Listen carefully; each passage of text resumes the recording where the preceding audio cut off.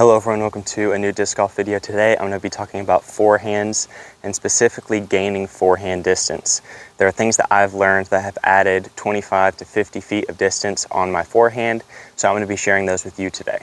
Now the most important thing in my opinion to forehand distance comes down to your run up and your rotation. This is something that not enough people focus on when throwing a forehand. A lot of people really focus on the upper body with the forehand and your arm, but there are too many people who throw forehands with just their arm and don't engage their lower body through their run up and really rotating through their shot to get more power on it.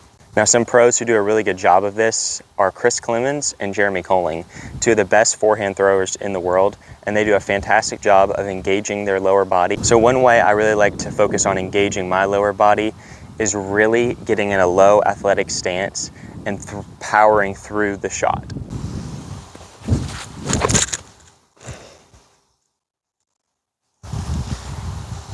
Now some of the most powerful forehand throwers in disc golf do a great job of getting their body low to the ground and powering through the shot. You very rarely see someone with a huge forehand be kind of stiff and upright and release pretty high on their body with a forehand. That really just doesn't happen. You really get the legs engaged, the lower body, and you rotate through, stay low to the ground, and have a good arm action through the shot and follow through.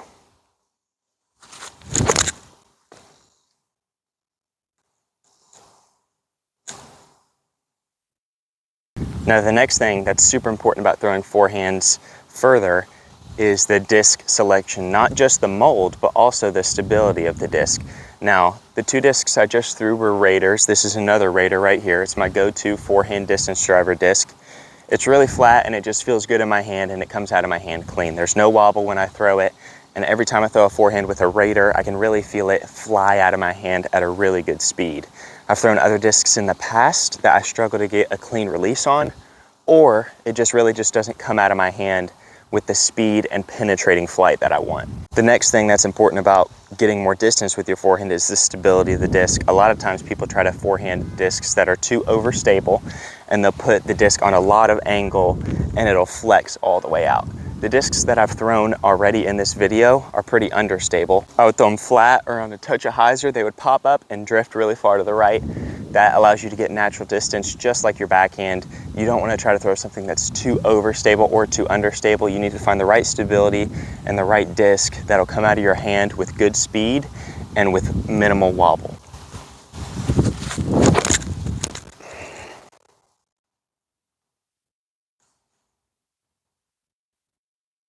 Now, in my opinion, this is the most important aspect of any distance shot in disc golf, and that is throw smooth.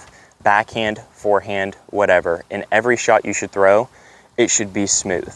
Now, when I think about a forehand, the things that get me the most distance, like I already talked about, is engaging the lower body, staying low, athletic, powering through the disc. But the next thing I like to think about is speed. The arm speed that I'm actually throwing the disc with. And I've had natural arm speed because I'm a pitcher for baseball. And so I've been throwing a ball all my life, so my arm naturally will have more speed. And you see this with like Chris Clemens. He was a pitcher in college and he throws some of the fastest forehands, upwards of like 75 miles an hour for a forehand, and that's just unheard of for a forehand shot.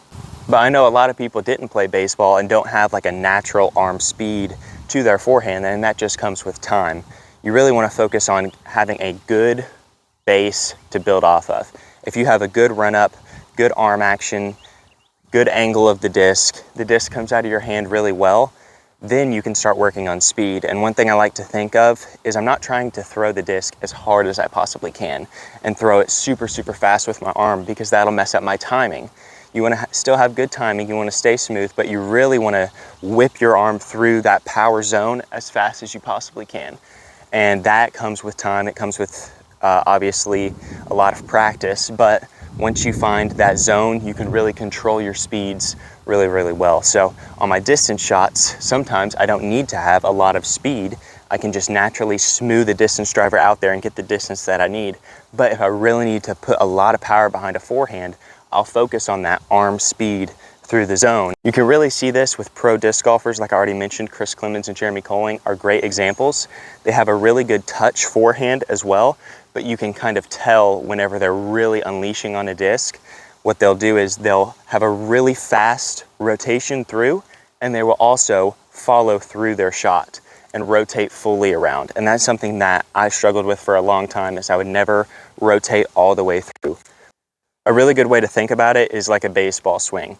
If someone's hitting a home run, they're gonna have a good load, they're gonna have good power, they're gonna get their hands back, and they're gonna get their hands through the zone. And when they make contact with the ball, they're not just gonna like lazily follow through. You've never seen someone hit a home run where they just make contact, and right when they make contact, they don't really follow through.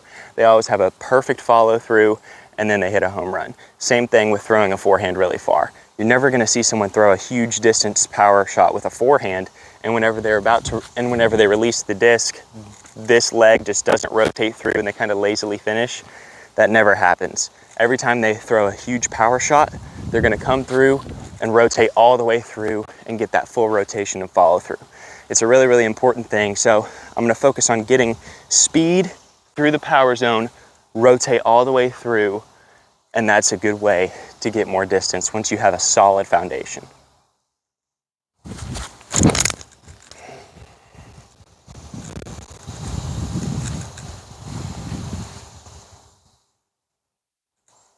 All right guys, so a little context for distance here. The Raiders that I threw, the white Raiders right there and there, are right in line with each other. And I measured them on U-disc, they're roughly around 400 feet. So these two Raiders traveled 400 feet, and while I was talking about those shots, I was really focusing on staying low, staying athletic, smooth through the shot, and good rotation. And I was able to get these around 400 feet. Now you can see the Ballista Pro, which is a speed faster, it has a wider rim, and when I was talking about that disc, I was really talking about being quick through the power pocket and following all the way through, and being really proactive about talking about speed and follow through. And that goes an extra 50 feet compared to the Raiders. So that tip can really add a lot of distance, but the key to adding those extra 50 feet is not just speed. It's all about maintaining your fundamentals, maintaining your timing, but picking up the pace a little bit, throwing it harder, really pushing through that zone. And if you can do that, then you're gonna have a lot of success improving your distance. And also you have to think about the height of the shot as well. The Ballista Pro was definitely a higher shot than both of these, and the first forehand I threw is probably around 375 right back there. And so it's all about the height of the shot, the stability of the disc, really powering through the shot. When I focus on speed, I'm able to add about 50 feet. When I'm focusing on smooth, I can stay right around this zone, which is good. Obviously everyone's distance zone is gonna be a bit different, but these were my results today, and I was really, really pleased with that. I definitely impressed myself with the distance today. But yeah, those are my forehand tips for gaining distance. That's kind of how I throw a 400-foot forehand. And so if you enjoyed this video, if you have any questions, definitely let me know in the comment section down below. I'd be happy to answer those. But that is it for this video. Thank you for watching, and I'll see you in the next one.